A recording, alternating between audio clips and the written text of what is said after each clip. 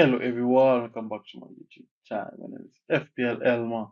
So I'm going to be going through my Game Week 30 team selection. But before we get into that, I'd like to thank you all guys for the continued support on the channel. I really appreciate it. And if you're new around here, make sure you subscribe and you also make sure you leave a like on the video. It really helps out the channel. And without wasting any much time, let's get straight into it. So first, I'm going to look at my Game Week 29 team review.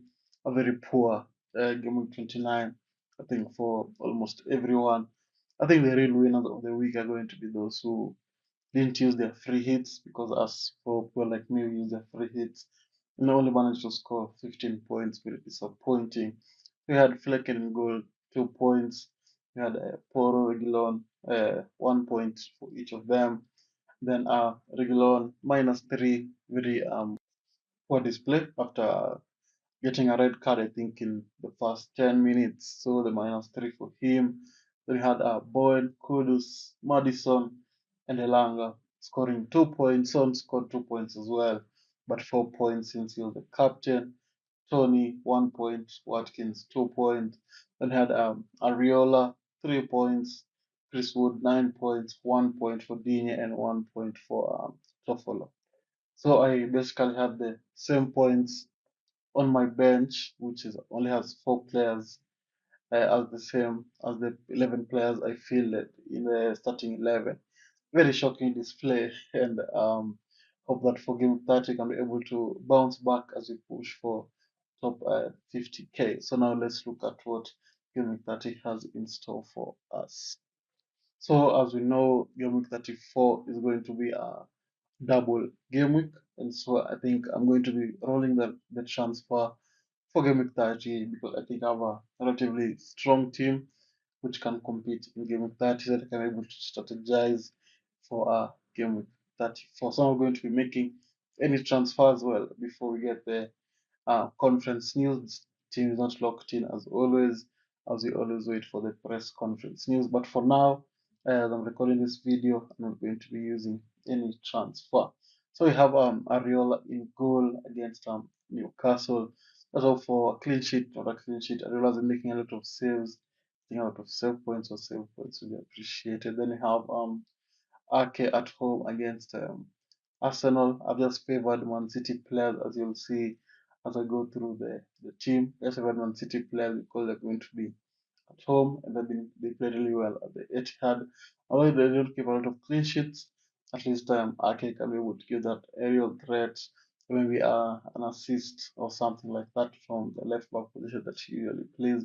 Then you have Livramento, who apparently is flagged injured as of now. Very disappointing because Trippier is also injured at the moment. So we'll have to wait for the press conference on that to see who's going to be out and who's going to be available for that West Ham fixture. Then you have Zabani against Everton. Maybe another goal like the one he scored in that will game of 28, which looks like so long ago, but I hope that he's going to be able to perform against Everton, able to keep a clean sheet, or maybe score a goal as well. That's the defense. Before we move on to the midfielders, I usually post TikToks and Reels over on TikTok and Instagram. So if you go check them out, and I also post shorts on YouTube. There's going to be an exclamation mark on the top right of the screen. So as I go through each of the segments of the players, make sure you go check out those shorts just for a shorter video. If you don't want to watch the long form video, it's going to be really helpful for you guys. So now let's move on to the midfielders. So for the midfielders, I had to go for Son in there against Luton. He's going to be my captain for this game week, because Luton tend to concede a lot of goals when they're playing away, and Spurs score a lot of goals when they're playing at home. Especially Son in there. He's just lost his. I think he's going to be losing his striking position, because Richarlison is back from injury, so maybe Son's going to go back to the left. We could argue perform better on the left on striking.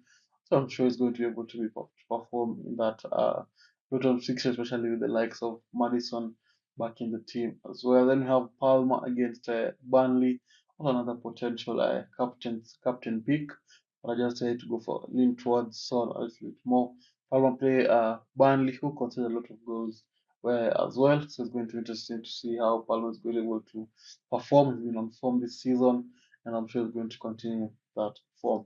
Then you have Foden against Arsenal. Very tricky fixture, but I'm favoring the Man City players. I think they're going to be to win that match.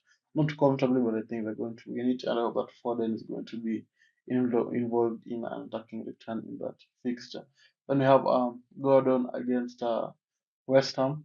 West Ham considered a lot of goals as well. Newcastle are not been good going forward, but the likes of Gordon, who just got to play for England, I'm sure is going to be buzzing. He's going to carry that. He played really well for England as well, so that against West Ham can be able to perform the same way and bring home some attacking returns. So that's the midfield. Let's look at what the forward has in store for us. For the forwards, we're going to be having Haaland in there against Arsenal. You can never bench Haaland, even if he scores 2 points. You never know, he might end up scoring a hat trick. Also, I'm going to be starting him in there. Then you have Watkins against Wolves. He started to pick form, started to pick up form at the right time. So I'm sure against Wolves is going to be not an easy fixture, but I'm sure he's going to be able to perform in that fixture. And finishing off the team, we'll be having Solanke against Everton. Everton a very leaky defense, so that Solanke can be able to perform and bring home the points as well. Then we can move on to the bench. We're going to be having Turner against Crystal Palace. He doesn't play anyway. That's going to be on the bench. Then you have Saka and Gabriel from Arsenal on the bench. Might be a mistake. Maybe I'm going to start Gabriel if we found that Livramento is not starting, since I think we might get the early team news for Newcastle versus West Ham since the early kickoff. So I'm waiting for some early team news in that fixture. If we get early team news that Livramento is benched, I'm going to be starting Gabriel and hope to get an attacking return. Then finishing off the team there is Van Hecke against Liverpool. I just think Liverpool are going to score, hence no clean sheet for Bright. So yeah, that's the team.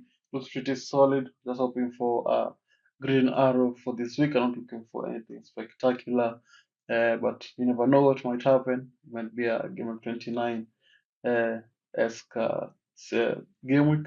I hope that it's going to be a better game week and a green arrow. And with that, I'd like to thank you all guys for watching. If you've managed to reach this far, don't forget to subscribe, like, and with that, I'd like to thank you all guys for watching, and I'll see you all guys later. Bye bye.